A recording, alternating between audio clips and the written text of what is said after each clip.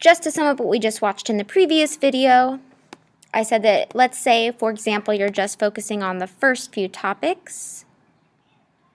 My original intent for this essay from our conversations in class when I wrote the prompt was that for each one of these topics here, for each one of these topics, you would find something that you agree with and something that you disagree with.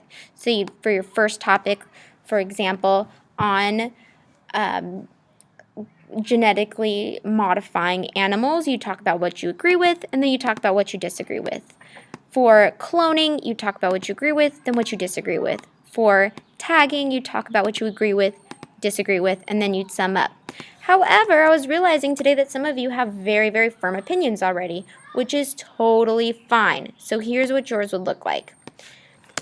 For your first topic, let's say you'll choose goats. So let's say you completely agree with this and you're so passionate about it, you can write a full paragraph on it. That's fine. Talk about all the ways why this is morally acceptable. However, if you're just going to agree with this topic, this is where you need to have a rebuttal. And we did that with the last persuasive essay that we wrote, where you have to address the other side for why it would be morally unacceptable, but then still prove it wrong. But if you're going to 100% agree with this topic, I want you to include a rebuttal. Now, let's say that's the only thing in this entire book that you agreed with. Everything else you either disagreed or you were unsure about. For your second topic, you're going to tackle cloning. Talk about all the reasons why you disagree. Say all the reasons why it is morally unacceptable to clone in any regard. Same thing at the very end, you're going to need to include a rebuttal. Okay, so sum up the other side's position, acknowledge it, but still make sure you smack it down. Still make sure that you prove your point that it is morally acceptable. Now let's say you have a gray area. You are not sure about tagging. This is your third topic you're going to address.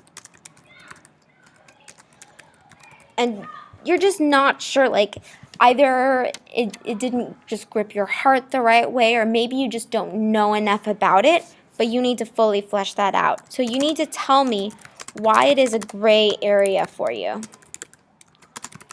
Why can't you make up your mind about whether or not it's morally acceptable? What to you makes it both? Okay, why can't you make up your mind? What facets about it make it so that you're unsure? Is it just that you need more research? You need to state that, because remember, the only source that I'm allowing you to use is Frankenstein's cat. So is it that if you had more research, you would just be able to define a side for it, or is it something else that makes it for you gray area? So that would be why you have to talk about it. You still need concrete details. Okay? Something that I heard about tagging was that I agreed with it up until I saw a video of it. That's fine, but you need to explain that for me. Explain what was it in the video that I posted on Edmodo of the shark getting tagged that made you go from agreeing with tagging to thinking that it might not be okay. And then you would have your conclusion. So in this regard, you have a topic that you agree with, you have a topic that you disagree with, and you have a topic that you're not sure about. Okay? Now, that's fine from a lot of people, but I had some people say, well, I agree with one thing and I disagree with two other things. You can do that as well. So if some tagging is something that you just disagree with, tell me why you think it's morally unacceptable. Make sure you provide a rebuttal, and then have a conclusion. And you can flip-flop that. It can be 2 paragraphs on agree, for example, and then 1 paragraph on disagree. This kind of format is not going to look as aesthetically pleasing, perhaps, as the other form where you're going back and forth, or if it's agree, disagree, gray area.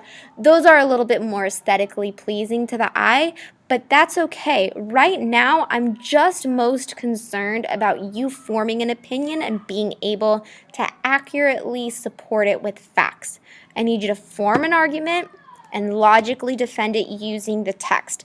That's what I'm looking for. I'm not necessarily looking for an introduction or a outline that, is as smooth as butter. Okay, it's okay if it looks like this and it's a little awkward. I'm more worried about what you're saying. Okay, so let me know if you have any questions, if this video wasn't helpful, or if you're more confused, let me know and I will walk you through it.